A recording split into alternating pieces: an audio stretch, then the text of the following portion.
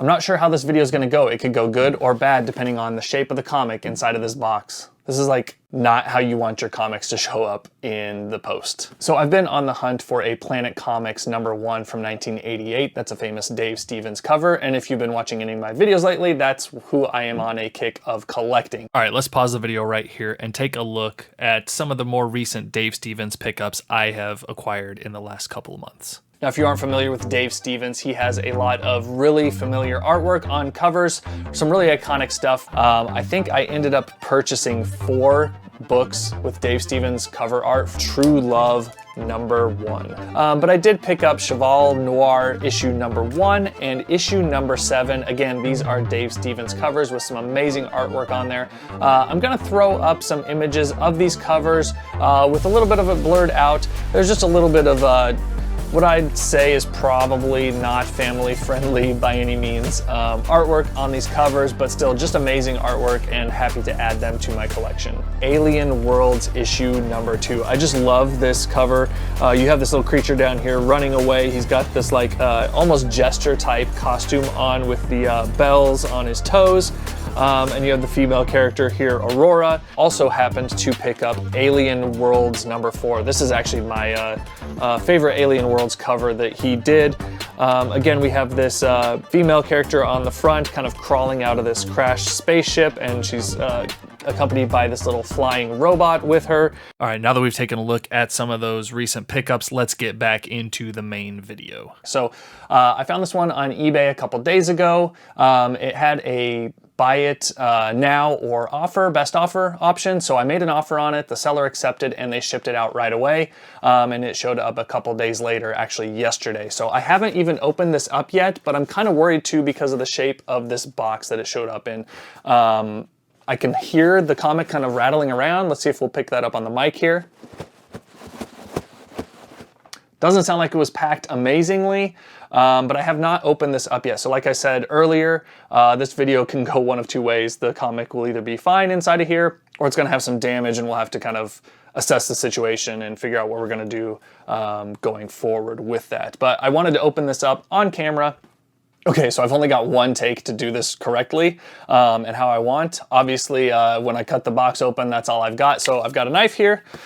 We got the box. I'm gonna go ahead and open it from this less damaged side. I wanna leave this damaged side alone just to kind of keep it intact. There's some corner damage on the side I'm gonna be opening, but that's all right. We'll just kind of deal with it, I guess. So, like I said, there is a Planet Comics #1 in here. It is a CGC graded comic. So it's got a little bit of extra protection on it, obviously, as opposed to just like a bagged and boarded copy.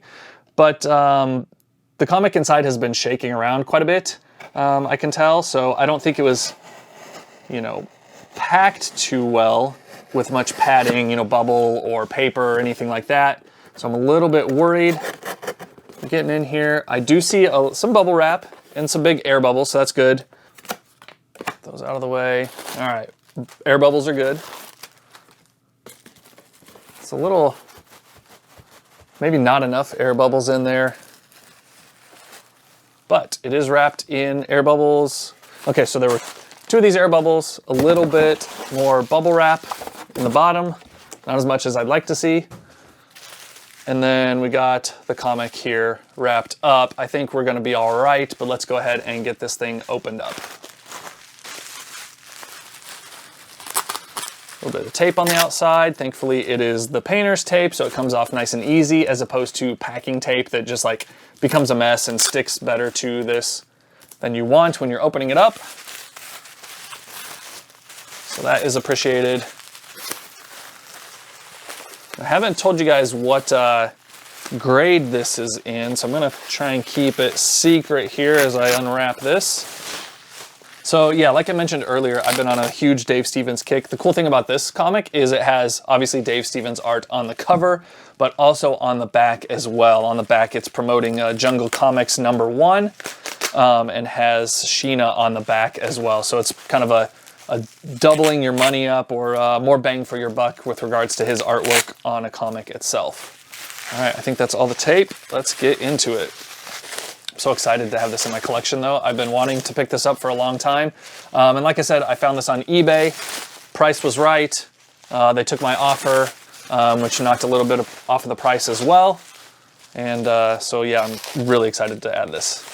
A little bit more tape here. Ooh. Oh man, this is a nice clean holder too, it looks like. Yep, looks pretty good. Let's cover this up.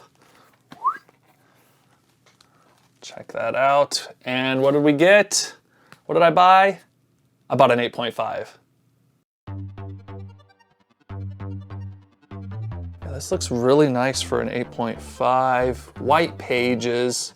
Planet Comics #1, Blackthorn Publishing from April of 1988.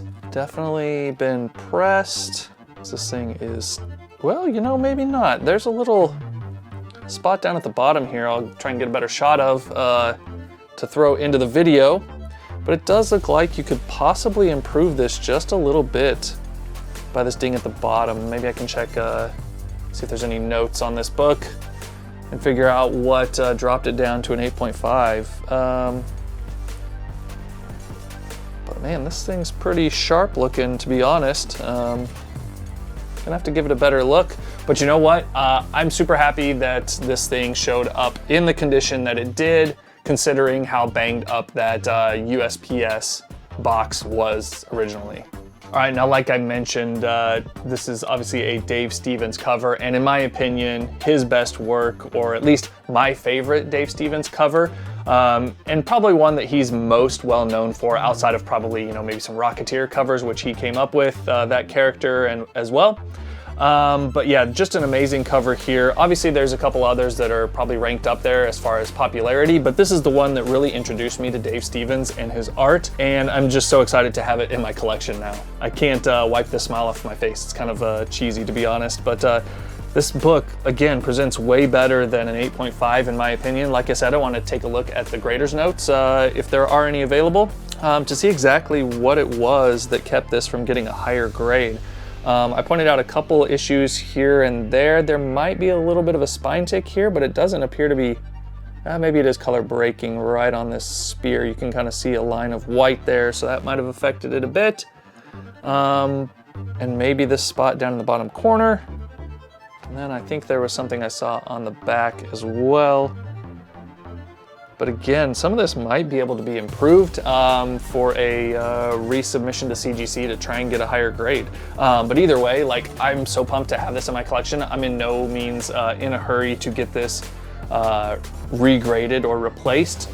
This is going to be in my collection for a long time. Now, I'm going to be honest, I would love to have a 9.8 in this. And I don't think that that book is too far out of the realm as far as pricing goes to add to my collection.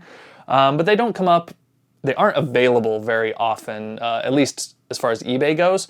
So I've got to do a better job keeping an eye there. But having this 8.5 to put in its place until I can upgrade or add another one to my collection in that 9.8, I'm perfectly happy with keeping this in my collection for now. Obviously, I am much happier now that this book is out of the banged up packaging. I was really worried, to be honest, that I was gonna have to open up a case with the postal service and see what we could do to resolve this issue, because, you know, the way the comic was moving around in the box, and the way the box was banged up just didn't have me feeling very good about this situation. A lot of times when I've received graded books in the past, whether they're shipped usually through USPS, a lot of times what the sellers will do is they'll put it in this size of box, which I believe, yeah, was a medium flat rate.